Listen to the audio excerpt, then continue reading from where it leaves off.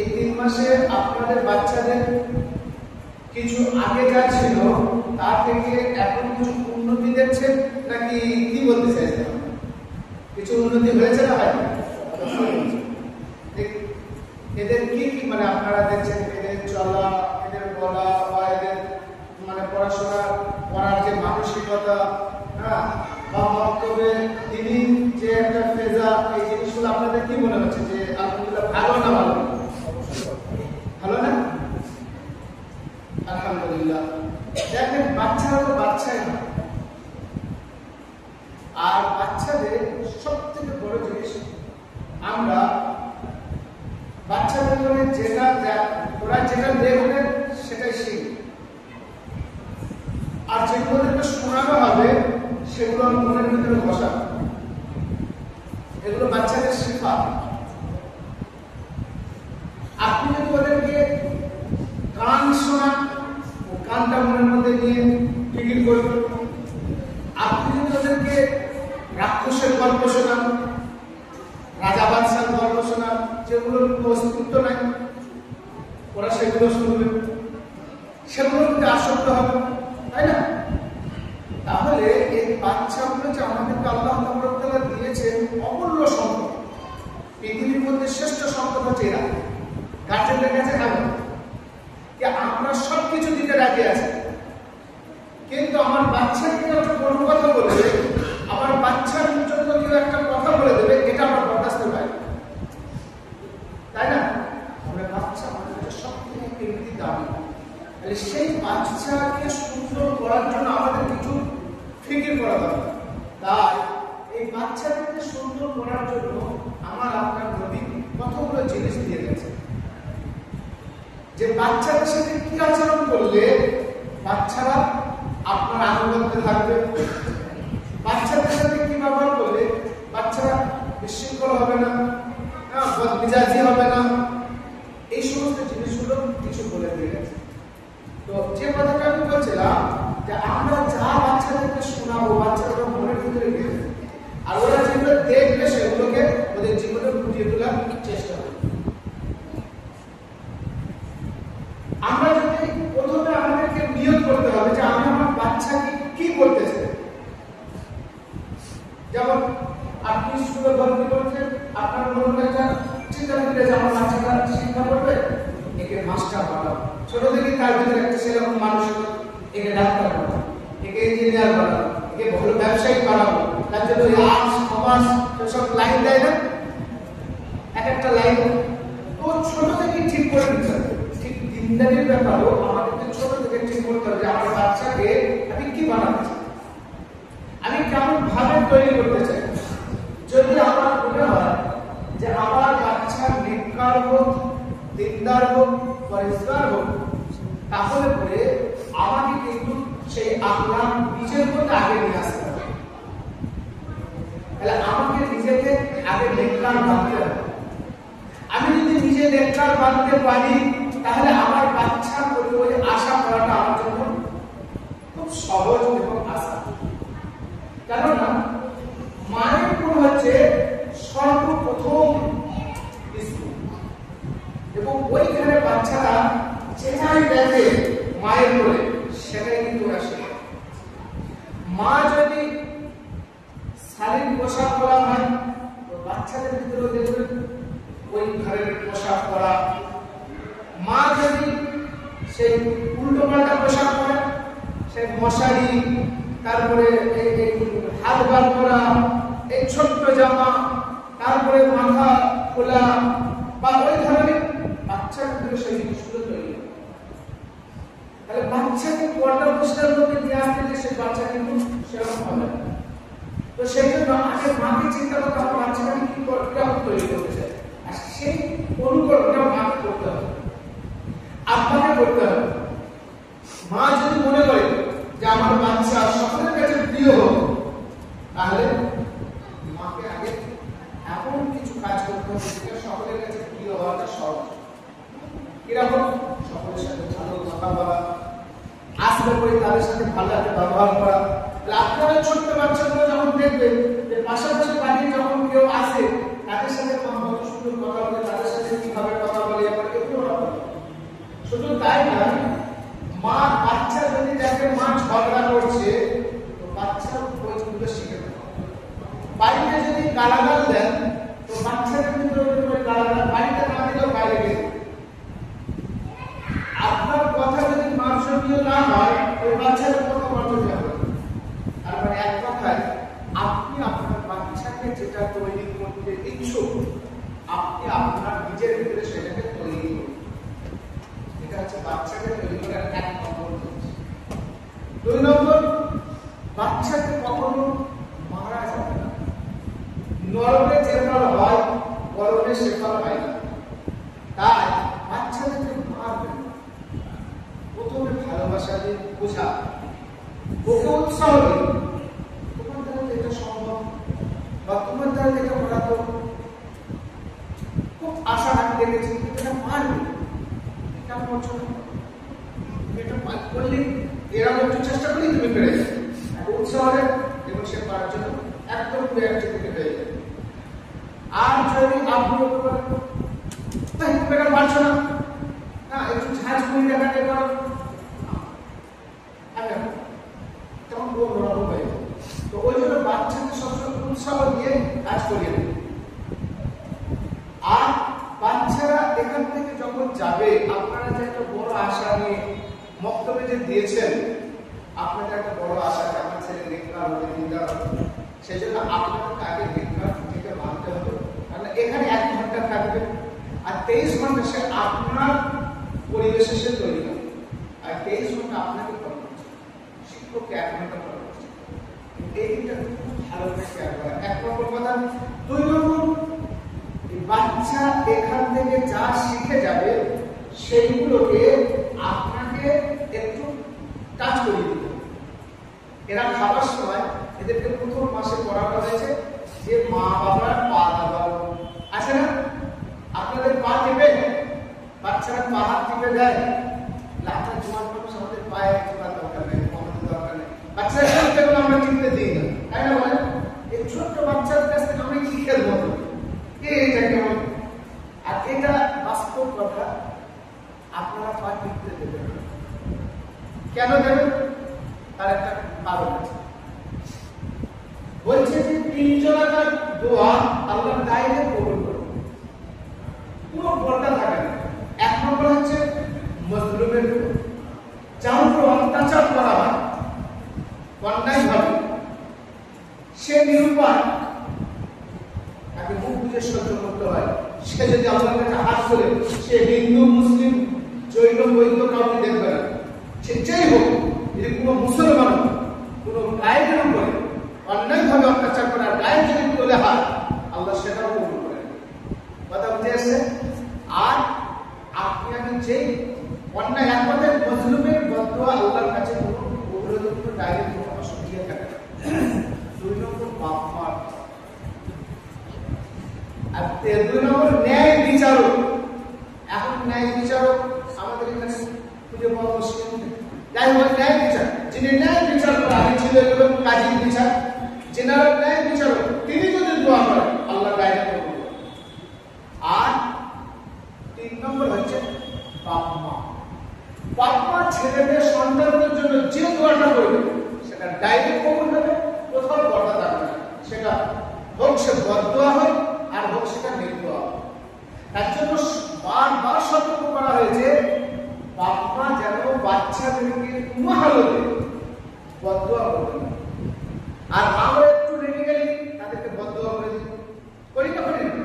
অনেক সময় মেয়েদের ভিতরে বেশি আছে, কারণ ওদের কাছে বেশি থাকে, ওদেরকে জ্বালাতন বেশি করে, ওদেরকে ধকলটা বেশি সহ্য করতে হয়। তাই ওরা অনেক সময় নিজে নিজে রেগে যায়, বাচ্চাদেরকে বদদোয়া করে দেয়। এটা টোটাল শরীয়তে নিষেধ করেছে যে বাচ্চাদেরকে কখনো বদদোয়া করবে না। আর ওদের জন্য নেক দোয়া করবে। আর নেক দোয়া এই জন্য বলা হয়েছে যে ওটা যদি এখন থেকে আপনার পায়ে হাত দেওয়া অভ্যাসটা থাকে, হ্যাঁ, বেশি লোক করবেন না। আমি একটা বাচ্চাকে জিজ্ঞাসা করছি, তার সব মেয়েকে জিজ্ঞাসা করছি, তুমি আজকে পা টিপেছিলে? বলেছি আমি, না আমার মায়ের। আচ্ছা, কতক্ষণ টিপেছিলেন? তো বললো যে সম্মান, এটা হচ্ছে মানে বাচ্চা কাচ্চা হয়নি,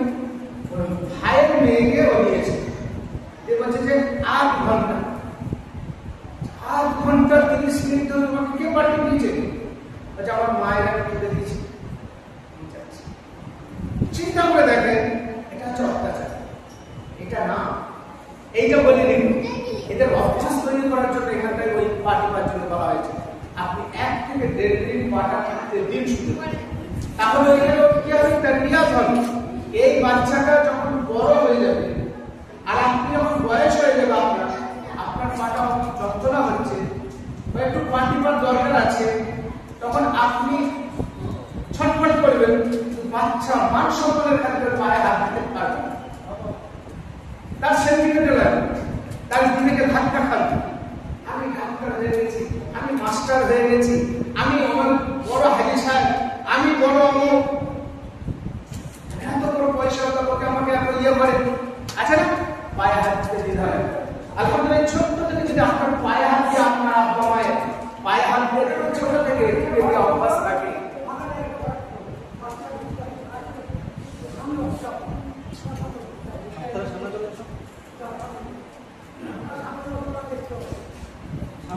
পাশাপাশি বসে থাকেন, তাহলে ওরা বন্ধ করবে না। আপনাদের মাঝে মাঝে বসে, আপনাদের মাঝে মাঝে বসে, যেটা ওরা ঝামেলা না, আপনাদের মাঝে মাঝে বসে। তো মা যে কথা বলছিলাম, বাচ্চাদেরকে পাটা এই জন্য ঠিক হবে 1 থেকে 2 মিনিট, 3 মিনিট, বেশি করাটা না, ওটা অত্যাচার হবে। এটা ওদের তারবিয়াতের জন্য 1-2 মিনিট পাটা টিপতে দিয়ে, একটা কি হলো, যখন আপনি বাথরুমে যাবেন, আপনার পায়ে হাত তো ডাক্তার হয়ে যাবে, মাস্টার হয়ে যাবে, বড় ইঞ্জিনিয়ার হবে, কিন্তু মায়ের পায়ে হাত দিতে দ্বিধা লাগবে, আপনার পায়ে হাত দিতে দ্বিধা লাগবে, কোনো বয়োজ্যেষ্ঠ মানুষের খেদমত করতে দ্বিধা লাগবে। কথা বুঝে আসছে? এটা কিন্তু তারবিয়া। 2 নম্বর, আপনার বাচ্চা যখনই পাটা টিপে দেবে, আপনার মনটা কত খুশি হবে। আর সেই সময় আপনি আল্লাহর কাছে দোয়া করুন, আয় আল্লাহ, আমার বাচ্চাকে তুমি নেককার বানাও, আমার বাচ্চাকে তুমি দিনদার বানাও, আমার বাচ্চাকে তুমি কোন দিনের খাদিম বানাও। তো তখন আল্লাহ আপনাকে সেই দোয়া কবুল করবে। আমার বাচ্চার স্মৃতিশক্তি তুমি বাড়িয়ে দাও, দোয়াটা দরকার আছে না? না, খালি পায়ে হাত দিয়ে আমার দরকার আছে। আপনাদের একটা ভাবি না, জানি তো যুবক,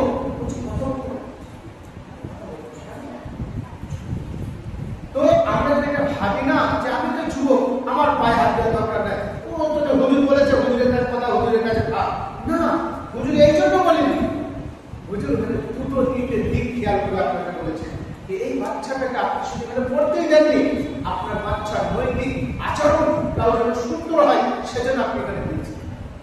এ বাড়িতে গালিগালাজ করবে না, এখানে শেখানো হয়, তাহলে আপনি গালিগালাজ বাড়িতে করবেন। আপনার বাড়িতে যদি গালিগালাজের অভ্যাস থাকে, ঝগড়া করার অভ্যাস থাকে, তাহলে আপনার বাচ্চা অবশ্যই শিখবে কিনা বলেন? আচ্ছা, আপনি যদি মনে করেন আমার বাচ্চা বেশি মোবাইলে আসক্ত হয়ে গেছে, তাহলে আপনি এখানে ভুল কিন্তু আপনার আছে, খুব ভালো করে খেয়াল করে দেখুন। গার্জেন থেকে এই জন্য বলছি, কি ভুল না, আপনি নিশ্চয় মোবাইল ঘাটেন, তবে আপনার দেখে দেখে আপনার বাচ্চা শিখেছে। আপনি যদি মোবাইল না ঘাটেন, তাহলে আপনার বাচ্চা মোবাইল ঘাটে। তার জন্য বলা হয়েছে যে গার্জেনকে বাকায়দা যখন বাচ্চা আপনাদের সামনে থাকবে, মোবাইলে হাত দেবেন না। আর আত্মীয়-স্বজনকে বলে দেবেন যে এই টাইমে আমরা খুব ব্যস্ত থাকি, এই টাইমে ফোনটা করবেন না। কথা বুঝেছে? তারপর আপনাদের ইমার্জেন্সি থাকে, তারা হাজার ব্যস্ততা, আপনারা হয়তো ফোন করলো, কিন্তু জাস্ট কথা হয়ে গেল, ব্যস্ত তুলে রেখে বাচ্চার সামনে ফোন ঘাটবেন, এটা আপনারাও খেয়াল করবেন। এতে করে কয়েকটা জিনিস, আপনি সারাদিন বাইরে আছেন, বাইরে হাজার ব্যস্ততা আপনার। আচ্ছা, আপনাকে বাচ্চা দেখতে পাইনি, আব্বা মায়ের একটা আলাদা মহব্বত বাচ্চাদের ভিতরে থাকে, থাকে না? থাকে না? সে চাই যে আমার আপনার কাছে একবার যাবো, আব্বার কোলে উঠবো, আব্বার পাশে দাঁড়াবো, এটা সব বাচ্চাই চায়। মায়ের কাছে তো ম্যাক্সিমাম টাইম পায়, কিন্তু আব্বাকে পায় না। আব্বা যখন বাজার থেকে আসলো, এসে ব্যাস ফোন নিয়ে বসে গেল, এবার সে হয়তো গেম খেলতে শুরু করলো। আপনাদের এরকম অভ্যাস হয়ে গেছে, কি খবর শুনতে শুরু করে দিল বাড়িতে এসে। আচ্ছা, এই বাচ্চাটা পাশে গেল, এখন চল যে আপনি আর ঘন্টা পরে খবর শুনলেন, যে তারপর একটু খেয়ে দেয়, শুয়ে পড়লেন। তাহলে বাচ্চাটা আপনার সহমত পেল না। তাহলে এই বাচ্চাটা কিন্তু আপনার মতো যে মহব্বত ভালোবাসাটা জন্মানো দরকার, সেটা জন্মানো। সেই জন্য মোবাইল এসে রেখে দিয়ে বাচ্চাকে কাছে ডাকেন, আপু আজকে তুমি পড়তে দিয়েছিলে, মাশাআল্লাহ, তুমি কি পড়ে এসেছো? তোমার টাইম টেবিল দেখি আপনি ডায়েরিটা নিলেন, নেওয়ার পর আমাদের একটা ডায়েরি আছে তো মাশাআল্লাহ এই ডায়েরিটা আচ্ছা আপনাদের কাছে প্রথম ডাটা হয়েছে তাই না মিটিং এ? আচ্ছা আপনাদের কোনো কাজ আছে, এই কাজটার মধ্যে মায়ের কাছে যাদের কাছে ডায়েরি আছে, ডায়েরি 4টে কাজ আপনাদেরকে করতে হবে। কয়টা কাজ? 4টে কাজ। এটা গার্জেনদের কাজ, খুব ভালো করে খেয়াল করবেন। আমার আজকের দিনে কোনো বায়ান করতে হবে, আপনাদের কি করণীয় সেটা আপনাদের করতে হবে। সেজন্য কথাগুলো খুব গুরুত্বভাবে শোনেন। এই ডায়েরিতে কয়েকটা কাজ আছে। 1 নম্বর কাজ হচ্ছে যে ডায়েরিটা 3 নম্বর পৃষ্ঠা, মায়েদের বলছে 3 নম্বর পৃষ্ঠা খুলবেন। 3 নম্বর পৃষ্ঠাতে দেখেন উপরে লেখা আছে ডায়েরির লক্ষ্য উদ্দেশ্য। আপনার বাচ্চা কোনটা? ও ডায়েরি আর ডায়েরি না ও ডায়েরিটা থাকে আপনাদের ডায়েরি আপনাদের কাছে দিয়ে নাও। যাদের ডায়েরি আছে আপনাদের কাছে দেখেন আপনার ডায়েরি আপনার বাচ্চা ওর মায়ের কাছে আছে, ঠিক আছে। আচ্ছা এখানে কাউকে ডায়েরি থাকলে দাও, আপনারা দেখেন মায়েদেরকে বলবো যাদের কাছে ডায়েরি আছে ডায়েরিটাকে খুলে 3 নম্বর পৃষ্ঠা খুলে 3 নম্বর পৃষ্ঠায় দেখেন ডায়েরিতে লক্ষ্য উদ্দেশ্য লেখা আছে। আপনার ডায়েরিটা কি কি বলতে চাইছে, আপনি যে বাচ্চাকে ভর্তি করেছেন যে মন্তব্যে, সেই মন্তব্যে কি নিয়ম কানুন আছে, সেই মন্তব্যের কাজ কি কি, সেখানে কতদিন ছুটি আছে, আপনার বাচ্চা সেখানে কি কি নিয়মাবলীর মধ্যে আছে, সেই সমস্ত কিছু ফিস থেকে দিয়ে কদিন বছরে ছুটি আছে, এর কদিন হবে, তারপরে ভর্তি সংক্রান্ত সমস্ত কিছু মন্তব্যের ইউনিফর্ম ব্যাপারে বলা আছে, সিলেবাস কি কি আছে, তারপরে অতিরিক্ত রয়েছে কি কি সিলেবাস, ফিস সংক্রান্ত আছে, শিক্ষকবৃন্দ অভিভাবকদের মিটিং এর ব্যাপারে বলা আছে, অভিভাবকদের করণীয় কি সেটা বলা আছে, তারপর অভিভাবকদের কর্তৃপক্ষের মধ্যে সম্পর্ক কি হবে, অভিভাবক এবং যারা এখানকার পরিচালক তাদের সাথে আপনাদের কি সম্পর্ক হবে সেটা এখানে বলা আছে। আচ্ছা নিয়ম কানুন এই সমস্ত বিস্তারিত একদম 6 নম্বর পাতা পর্যন্ত আপনাদেরকে বোঝানো আছে। আপনারা যারা অভিভাবক আছেন তারা অবশ্যই এই 3টে পাতা বাড়িতে পড়ে এখানে স্বাক্ষর করার ব্যাপার আছে। একটা দাগ দেয় অভিভাবকের স্বাক্ষর করে একটা ছোট্ট বাচ্চাটার এজেন্টে লাল করে দাগ দিয়েছে, এই অভিভাবক পড়েনি আর এখানে স্বাক্ষর করেন, তাহলে আপনি পড়বেন, পড়ে এখানে স্বাক্ষর করে আপনি বুঝাবেন যে আমি পড়েছি এবং এই অনুযায়ী আমার বাচ্চাকে এই মন্তব্যে পড়াতে যা কিছু নিয়মাবলী আছে আমি মেনে নিলাম, এটা আমি সম্মত হলাম, দিয়ে আপনি এটা সই করবেন। কথা বুঝে আসছেন? তাহলে এখানকার কি কি নিয়মাবলী আছে আপনি বুঝলেন, বোঝার পর যদি আপনার অসুবিধা লাগে আপনি কর্তৃপক্ষের সাথে একটু বুঝবেন, আরো বসে এখানটা এটা আমার ডাউট লাগছে এটা আপনাকে বোঝান। কথা বুঝেছে? কর্তৃপক্ষ আপনাকে বুঝিয়ে দেবে। তাহলে এইটা আপনাদের 1 নম্বর কাজ। 2 নম্বর কাজ, তারপরে 7 নম্বর পৃষ্ঠায় মাসিক পাঠ পর্যালোচনা বলে লেখা আছে। এই মাসিক পাঠ পর্যালোচনাটাতে পরীক্ষা প্রত্যেক মাসে আপনার বাচ্চা কতটা পড়বে 1 মাসে তার পড়া এখানে 4টা দেওয়া আছে। 1 মাস শিক্ষক পড়ানোর পর শিক্ষক সেখানে কি করবেন, পরীক্ষা নেবে, পাশে জিম্মেদার বসে থাকবে, আর যদি জিম্মেদার সেরকম যোগ্য ব্যক্তি হয় তাহলে পাশে না থেকে জিম্মেদার শিক্ষকের পরীক্ষা নেওয়ার পর শিক্ষক পরীক্ষা নিয়ে সাইন করে দেবে এবং বলতে হবে আমার 1 মাসে বাচ্চাটাকে যতটা পড়ানো দরকার ছিল আমি সঠিকভাবে পড়িয়েছি এবং স্বাক্ষর করবেন পরীক্ষা নেবে। এই যে জিম্মেদার পরীক্ষা নেবে, নেওয়ার পর উনি দেখবে যে আমার সত্যি বাচ্চাকে ঠিক পড়িয়েছে কিনা। কথা বুঝে এসছেন? যদি পড়িয়ে থাকে পাস পরীক্ষায় বলতে পারে পড়ানোর প্রশ্ন উত্তর করার পর, তখন এখানে জিম্মেদারের স্বাক্ষর আছে, জিম্মেদার স্বাক্ষর করবে, এই ডায়েরিটা আপনার হাতে দেওয়া। আপনি যে বলছিলাম যে এসে আপনি কি করবেন না, আপনি প্রথমে এসে বাচ্চার কাছ থেকে ডায়েরিটা নিয়ে বাচ্চাকে পড়ে ডাকেন, ডেকে মাশাআল্লাহ তুমি মন্তব্য দিয়েছিলেন, ও ভালো আলহামদুলিল্লাহ, তোমাদের জি আজকে কেমন তোমাদেরকে পড়িয়েছে, মানে একটু বাচ্চাকে উৎসাহ দেওয়া, আনন্দ পাবে। দেখবেন আপনার এই কাছে টাকাটাকে আপনাকে এটা বলেছে, আপনি এটা বলেছে, আমাদের যে এটা শিখেছে, আমাদের যে এটা শিখেছে, আপনাদের মন খুলে বলতে দেবেন।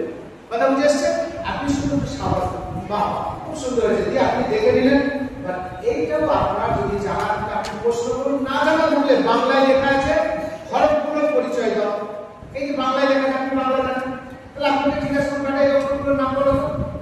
এবার আপনি জানেন না আরবি কিছু, তারপরে আপনি বলে গেলেন, ও বলে গেল, আপনি শুনে গেলেন। যদি আপনি জানেন না জানেন, বলছে আপনি শুনছেন কথা ঠিক বেশি করে পড়ে। আচ্ছা, তারপরে কি আছে, তুমি যে তাওস কাসমিয়া শিখে একটু শোনাল, আপনারা শুনে গেলেন।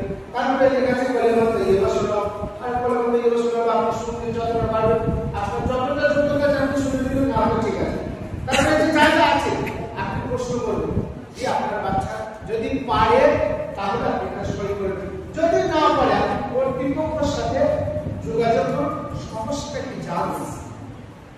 যদি দেখা যায় যে কর্তৃপক্ষ শিক্ষককে নিয়ে বসে তাদের সাথে, শিক্ষকের সাথে আদবের সাথে, কর্তৃপক্ষের সাথে আদবের সাথে, কেন সে আপনার বাচ্চার ভালাইয়ের জন্য আপনাকে ডেকেছে, যেন কোনো বিশ্বাস করে না, কেন সে নিঃস্বার্থে করছে, আপনার বাচ্চার তারবিয়াতটা সে নিঃস্বার্থে করছে। যে যারা কর্তৃপক্ষ, যারা ম্যানেজমেন্ট করে, তারা সবাই নিজের পয়সা খরচা করে, কিন্তু ওখান থেকে 10 পয়সা নেয় না।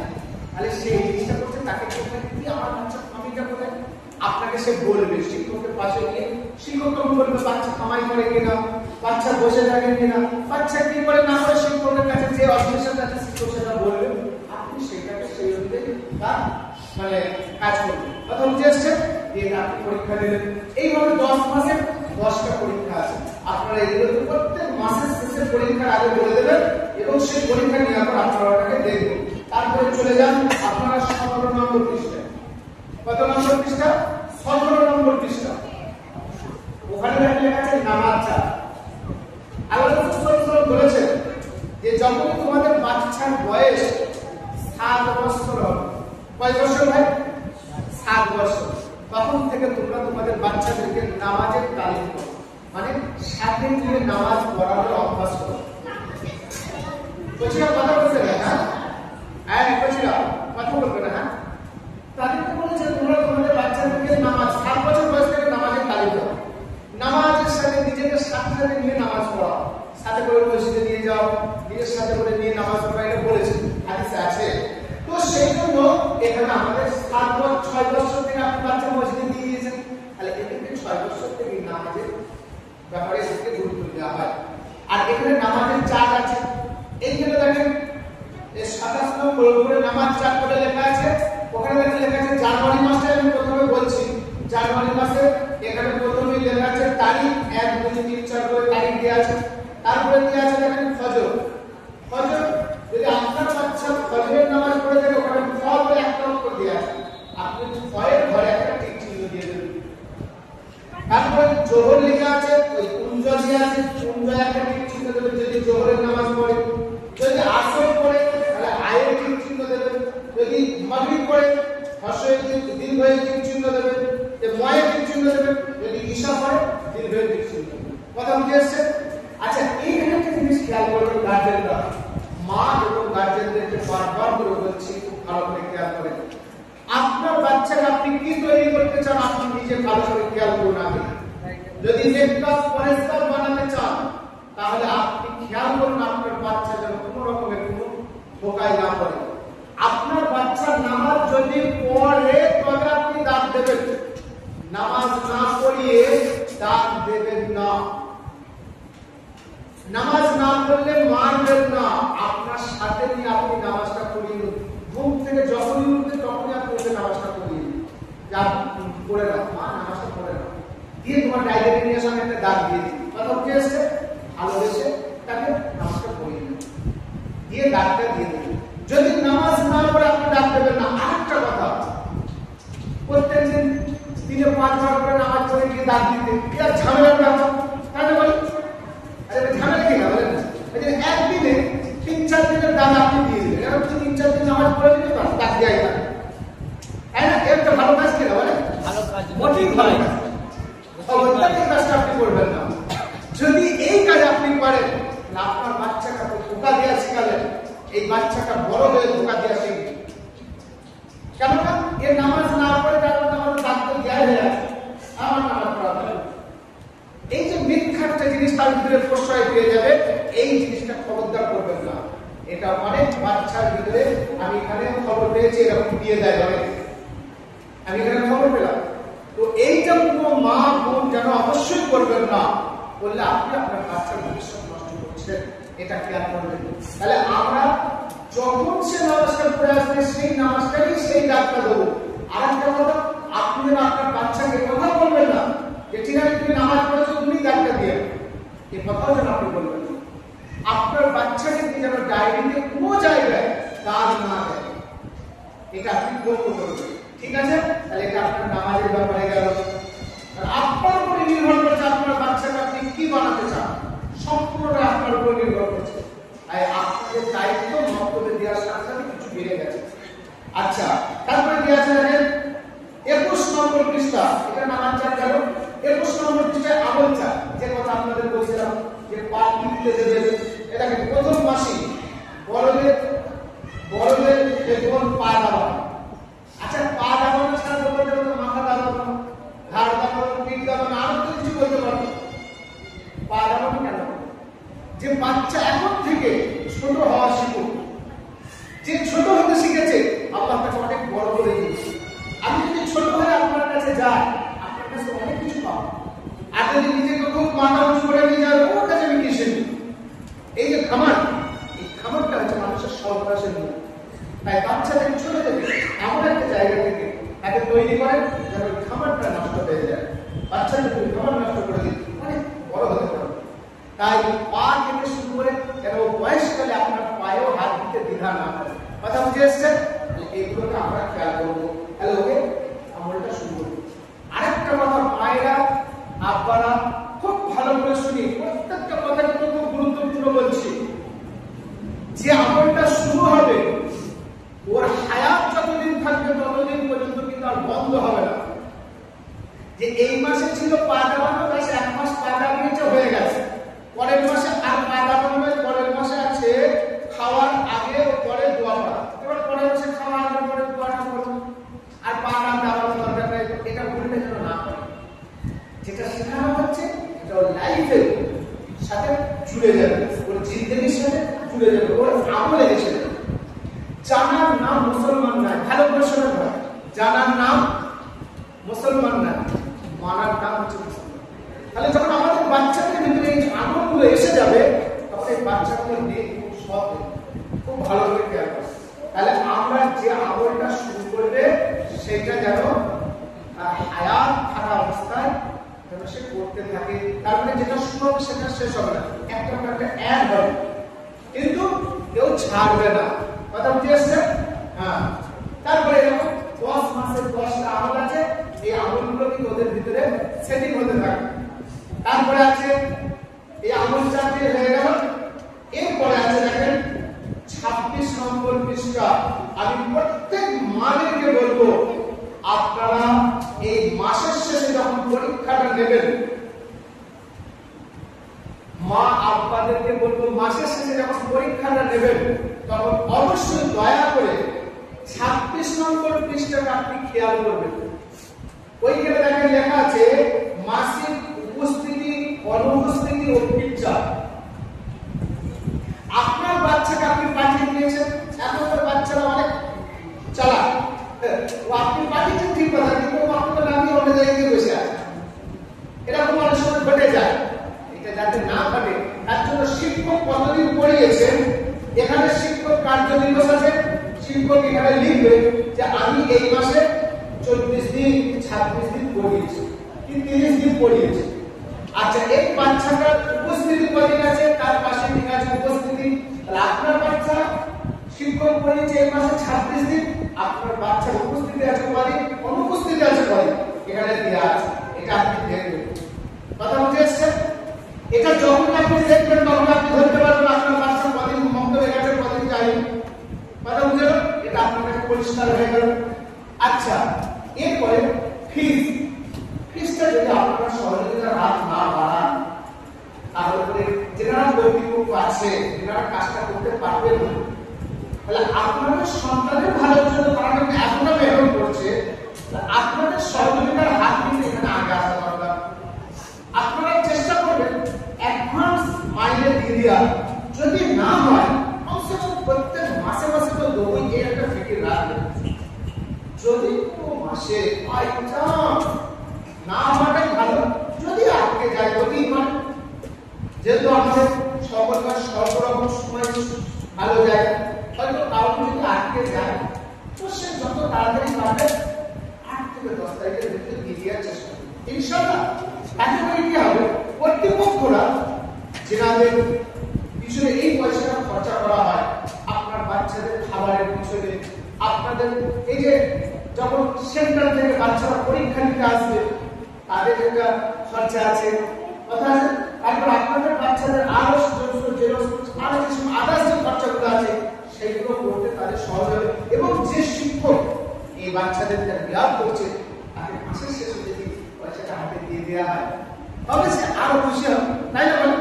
ওই জন্য আমরা শুরু করেছে কাজ শেষ হওয়ার আগে, গ্রাউন্ড শুরুর আগে তার হাতে পয়সা দেবে, তবে সে তার কষ্ট অনুভব করবে না। তাহলে আপনার বাচ্চার যখন মাস শেষ হয়ে গেল, শেষ হওয়ার সাথে সাথে যদি 1 তারিখ থেকে 2 তারিখের ভিতরে শিক্ষকও পয়সাটা পেয়ে যায়, তাহলে শিক্ষকের কাজটা আরো ভালো মন লাগবে।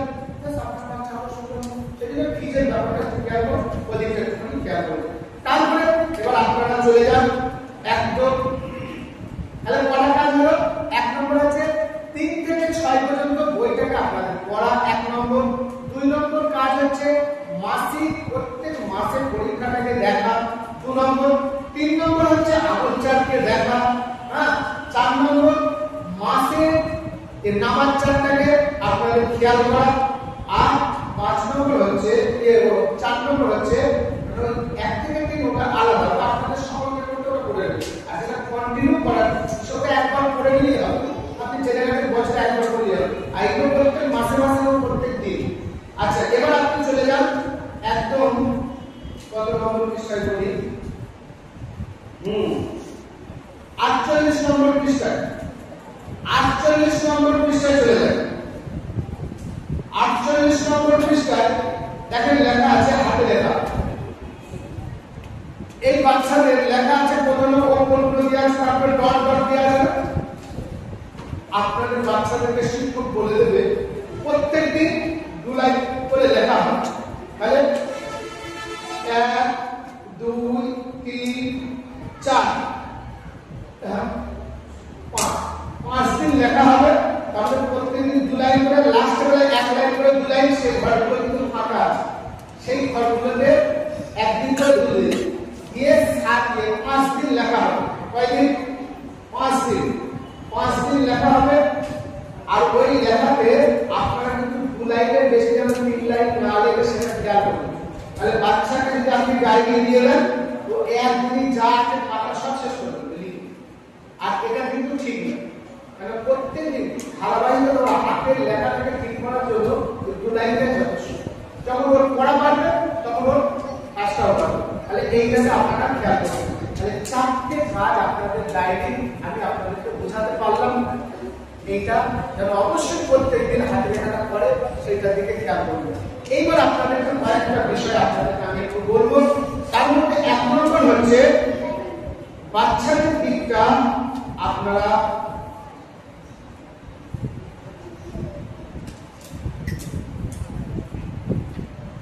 খেয়াল করবেন।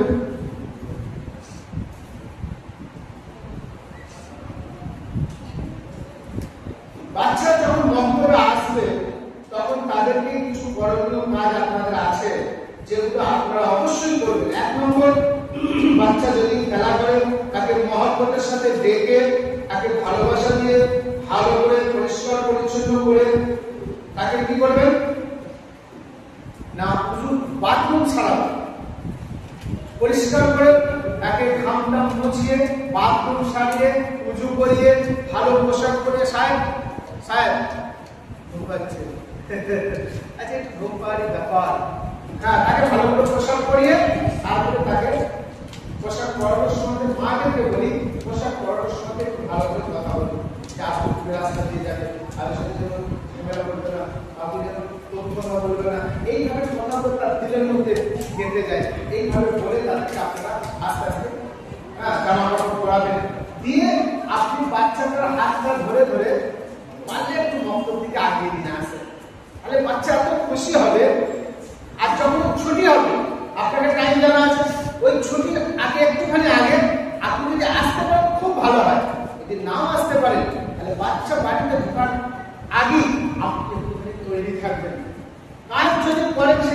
বাচ্চাকে একটুখানি বন্ধ রেখে বাচ্চা যে বাড়িতে যাবে একটা কমসে কম একটু করে তুলে দেবে। আপনার ওই কচি বাচ্চাটা এত আনন্দ পাবে এবং শেখার ব্যাপারে সে এত আগ্রহী হবে ধারণার বাইরে।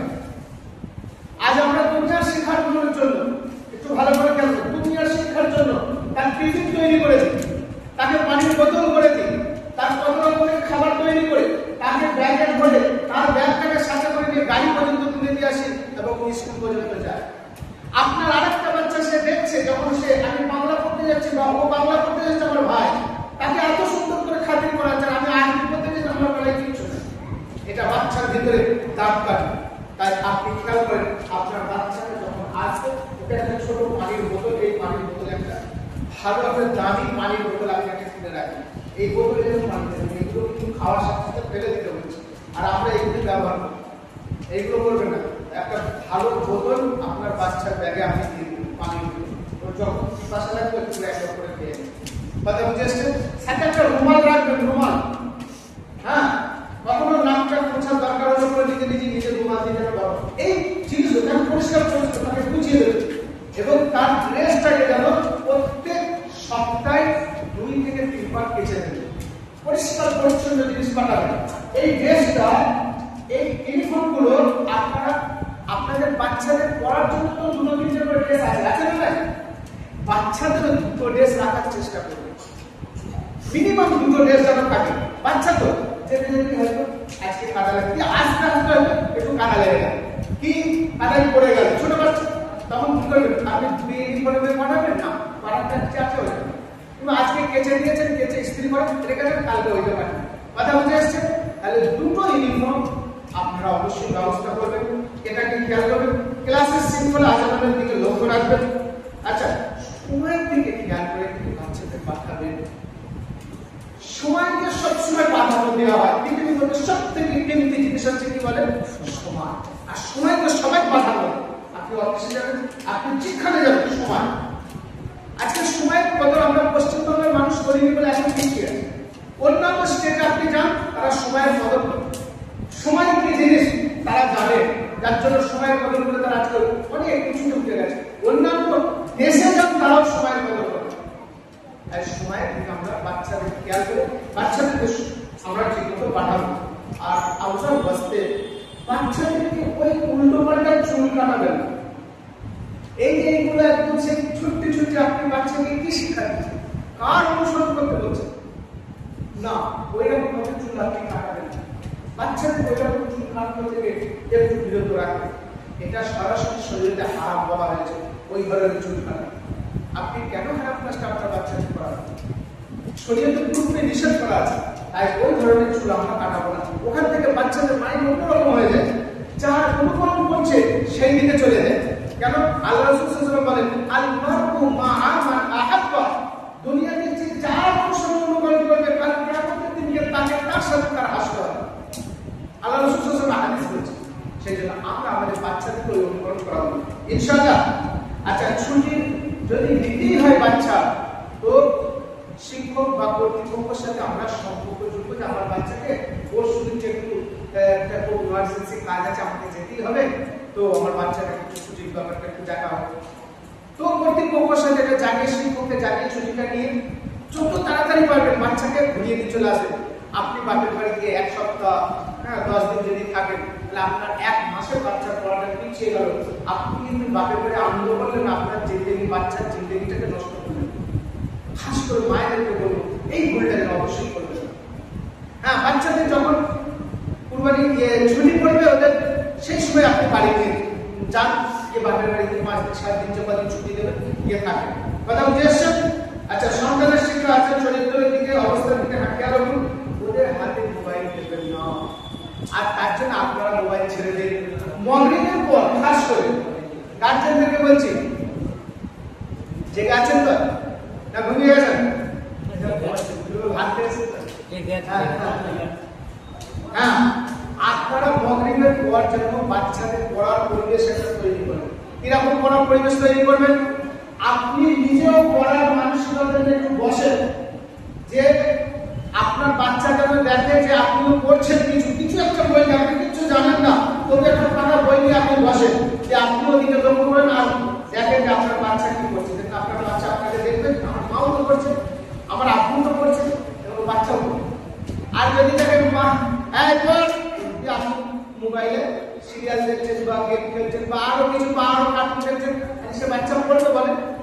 সে কখনই করবে। তো সেজন্য এদিকে সারাদিন নিয়ে আনা, হ্যাঁ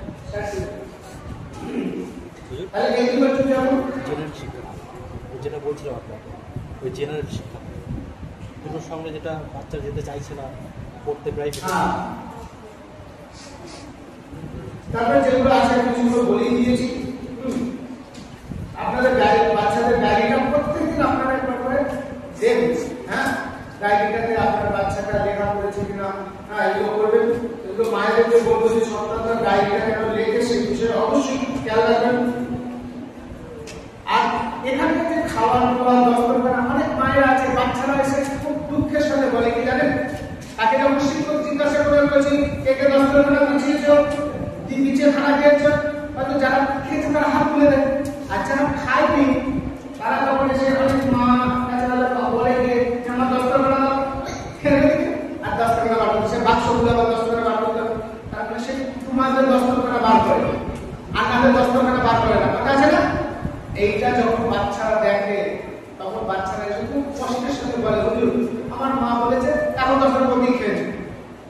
এত মায়ের এসে দুর্নাম হলো আর 2 নম্বর বাচ্চাদের ওই জায়গা থেকে সরে গেল না। আপনারা কাপড়ের একটা দস্তরখানা রাখবেন, বাচ্চা যাওয়ার আগেই বাচ্চাকে দস্তরখানা দিয়ে দেবেন, হাত ধোয়ার জন্য পানির ব্যবস্থা করে দেবেন। এইগুলো যেন খাওয়ার সময় প্রত্যেকটা আমল যেগুলো শিখে দেবে ওগুলো করার সুযোগ করে দেবেন। কথা বুঝেছেন? সন্তান ওই সমস্ত জিনিস থেকে দূরে রাখবেন, যেমন গান বাজনা। এই যে আপনাদের আছে কি মেলা চলছে, তো ওইখানে রাসমেলা নিয়ে যাবেন, বেড়াতে নিয়ে চলে যাবেন। হ্যাঁ মেলা রাসমেলা কি আমাদের নাকি যে আমরা যাবো? আরে যাচ্ছ না, খুব কম লোকই যাচ্ছে, যারা খেতে চাচ্ছে তারাই যায়। আজকে তো আমি জানবো কি করে যে আমার বাচ্চা আমি ছাড়লাম। হ্যাঁ আমি যখন ছাত্রাম করেছি আমিও দিচ্ছি, আমি সাধু নয়। আজকে আপনি বুঝেছেন সরে এসেছেন, এইরকম ভাবে অনেকজন বোঝেন তার জন্য যায়, অনেকে যায়। হ্যাঁ ওই যাতে না যায়, হ্যাঁ এরকম এখন কোনো কাজ আমাদের মুসলমানদের ওরকম কোনো মেলা হচ্ছে, এই সমস্ত জায়গায় না যাওয়া, পরীক্ষা শিক্ষকদের বাড়িয়ে দেওয়া, পরীক্ষার আগে থেকে বাচ্চাদেরকে তৈরি করা, বাচ্চাদেরকে সচেতন করানো। আচ্ছা এখানে আরেকটা জিনিস খুব ভালো করে খেয়াল রাখবো ভাই, বাচ্চারা বক্তব্যে আসতে চায় কেন বলেন তো? বক্তব্যে সে আনন্দটা পায়। বক্তব্যের শিক্ষকরা সেরকম ভাবে আনন্দদায়ক ভাবে তাদেরকে শিক্ষা দিতে পারছে বলে তারা বক্তব্য আসার জন্য ছটফট করছে। তাহলে দিন শেখার ব্যাপারে বাচ্চাদের কিন্তু মানে বাধা দেওয়া যাবে না, তাদেরকে আরো উৎসাহ করতে হবে। আর এই বক্তব্য আসার কারণে যে তারা প্রাইভেট যাচ্ছে না বা স্কুল যাচ্ছে না, এটা কিন্তু ওখানে ওরা ওই রকম পরিবেশটা পাচ্ছে না বলে ওদের মনটা চাইছে না। তাহলে করে সেই সমস্ত প্রাইভেট যারা পড়ায় তাদের সাথে একটু বসা, তাদের সাথে বসে তাদেরকে বলা যে ভাই এরা আপনার কাছে ঠিক সেরকম ভাবে ভালোবাসাটা বা সেরকম ভাবে পরিবেশটা পাচ্ছে না বলে এরা ঠিক মতো আসতে চাইছে না। কিন্তু ভালোবাসা আপনি মারপোর জিনিসগুলো বা ওদেরকে বিয়ে করা এইগুলো যদি করেন দেখবেন ইনশাআল্লাহ ওরা আপনার কাছে আসতে থাকবে। তো বাচ্চাদেরকে এই জায়গায় বাধা না দিয়ে তাদেরকে ওদের ফল, ওই জায়গায় যে ফলটা আছে সেটাকে আপনারা ঠিক করার চেষ্টা করুন। কথা বুঝেছে? হ্যাঁ। আর বাচ্চাদেরকে বুঝাবে যে বেটা দেখো তুমি যদি না যাও,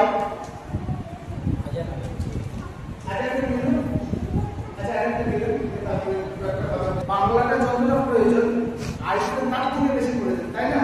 এই 14 সাথে ওটাই আমাদের জিন্দগিটা আসছে, এই সব চলে যাবে। তাহলে আমাদের দুনিয়াতে বাঁচার জন্য, দুনিয়াতে চলার জন্য বাংলা অবশ্যই দরকার, সেটাকেও শিখতে হবে। আর ওর পাশাপাশি আমাদের আরবিটা দিকেও খেয়াল করতে হবে। তাহলে আমরা আরবিটা থেকে খেয়াল করতে গিয়ে যাবো বাচ্চাদেরকে বাংলা থেকে খেয়াল করতে না, আরবি থেকে দূরে সরিয়ে না। তাহলে বাংলা শিখতে কেন যাচ্ছে না বাচ্চারা, কেন আগ্রহী হচ্ছে না, সেইটা আমরা খেয়াল করবো। বাচ্চাদেরকে শেখাবো তোমরা আরবি শিখে তোমাদের ভাষা ভালো হবে, বাংলা শিখতে তোমাদের আরবি এরকম ভাবে বুঝিয়ে তাদেরকে আমরা মন্তব্যে প্রাইভেট বা স্কুলে পাঠানোর চেষ্টা করবো। এবং আপনারা বলবেন যে সমস্ত বাচ্চারা হয়তো বক্তব্যে আসতে চাইছে, ওইদিকে যেতে চাইছে না, শিক্ষকদেরকে বলে দেবো, তারা সেরকম ভাবে বাচ্চাদেরকে তারাও বুঝাবে, আপনারাও বুঝাবেন এবং ইনশাআল্লাহ বাচ্চারা ওখানে যাবে। কেননা বাংলা শিক্ষা না করলে ভাষা জ্ঞানেরও প্রয়োজন আছে, ওগুলো বোঝাবে আমাদেরকে এবং ওরা সেটা শিখে দেবে। আর বাচ্চাদেরকে তুই দিয়ে কথা বলবেন না, আমাদের শিক্ষকরা কিন্তু কখনোই বাচ্চাদেরকে তুই দিয়ে কথা বলবে না, এই তুই কথা বা তারা বাকি আল্লাহ আপনার আমার সকলকে আমাদের বাচ্চাদের সঠিক টার্গেট করার তৌফিক দান করুন, আমিন। তাতে আমরা এই কথা বলবো ইনশাআল্লাহ। সেগুলো প্রয়োজন আছে না? আচ্ছা, আবার 6 মাসের পর আপনাদেরকে আবার একটা ডাকা হবে। আপনারা কতটুকু উপকৃত হয়েছেন এবং আরো কিছু কিছু জিনিস আপনাদেরকে নতুন ভাবে কিছু দেওয়ার আছে, ওগুলো দেওয়া হবে। আপনারা অবশ্যই যেন আসবেন। আর যখন আসবেন, আপনারা একা আসবেন না, আপনাদের পাশাপাশি যে সমস্ত বাড়ি আছে, যাদের বাচ্চা আছে তারা দিচ্ছে না, তাদেরকে সাথে নিয়ে আসবেন। তাহলে কি হবে? ওগুলো তারাও বুঝবে বিষয়টা, তাদেরও বাচ্চা বাচ্চা তারাও দেখে নেবে। ইনশাআল্লাহ আমরা সবাই এইভাবে আসতে চলে। সুবহানাল্লাহি ওয়া বিহামদিহি ওয়া নাশহাদু আল লা ইলাহা ইল্লা আনতা ওয়া নাস্তাগফিরুকা ওয়া নাতুবু ইলাইক। সুবহানা রাব্বিকা রাব্বিল ইজ্জাতি আম্মা ইয়াসিফুন ওয়া সালামুন আলাল মুরসালিন আলহামদুলিল্লাহি রাব্বিল আলামিন। মায়েরা আস্তে আস্তে বার হয়ে যাবেন, ওই দিকে বাচ্চারা বসে যাবে, বাচ্চাটা তো নামাজ পড়েই যাবে ইনশাআল্লাহ। আর মায়েরা আস্তে আস্তে বার হয়ে যায়।